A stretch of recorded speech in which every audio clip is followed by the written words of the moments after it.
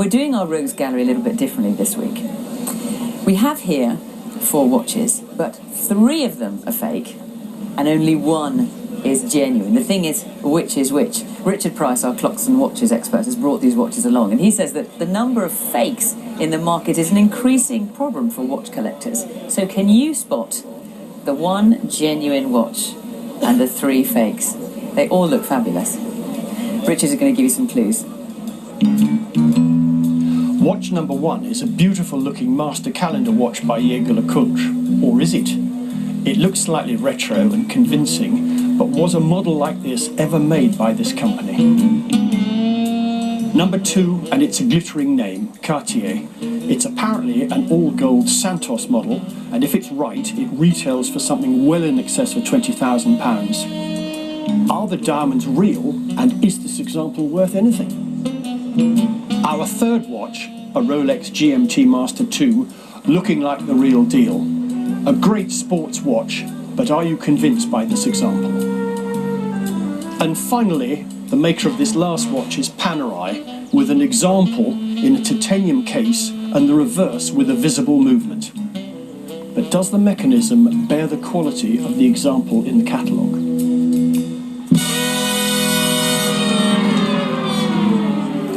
So Richard, 3 fakes. Is that a sign of quite how many fakes are out in the market? There are a massive number of fakes. Now you might be tempted to think that if they look so realistic and so much like the real thing, what does it matter? But of course, you know, if you're a collector of watches, or if you're going to be inheriting a watch, you need to have the real thing, because the fakes in the future will have almost no value. Absolutely, and this is what we're going to try and get over as to how good the copies are now. Well, look at the packaging, for example. I mean, that's stunning, isn't it? The packaging is absolutely superb. Probably most of the packaging is originally made in the Far East anyway and comes into Europe. I mean, look at the wood, for instance, of this Panerai box. The leather on the Cartier box might not be quite up to scratch. But that's actual leather, is it? Well, it's not. But it's still pretty nice. I'm giving you a clue already. Oh, right, okay. No, I'd already made my mind up. I won't be swayed.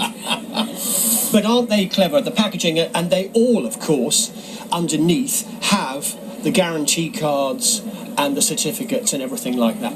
When I was looking at these, I mean, I found it very hard not to be swayed by quite how glorious and gorgeous the packaging was.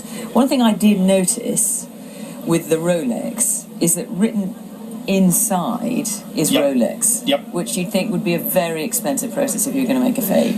You would have thought so. I assumed that was a genuine one, even though I know Rolexes are faked massively, and that all the others are the fakes. Rolexes are massively faked, mainly the sports watches. So this is a GMT Master 2. This is faked, so well. And about the size of 0.5 millimetre is a laser-etched crown inside the glass. The fakers have that down to a fine art as well. Oh my goodness. So how can you tell? The only way you can tell is by removing the back, and instead of having a genuine Rolex movement, they're using an ETA, which is part of the Swatch group. So that's a fake? This is a fake because no, I didn't say that. I was just saying that the copies of these are so good. I'm going to wait for your decision later. You're just playing with me, aren't you?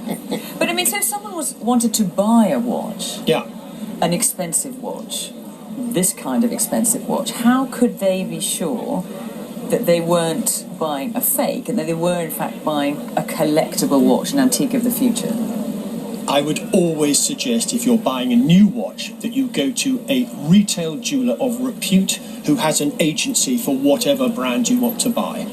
And the thing absolutely to avoid, and I had somebody earlier today who arrived with a Rolex and he said he'd taken it in exchange for a bad debt.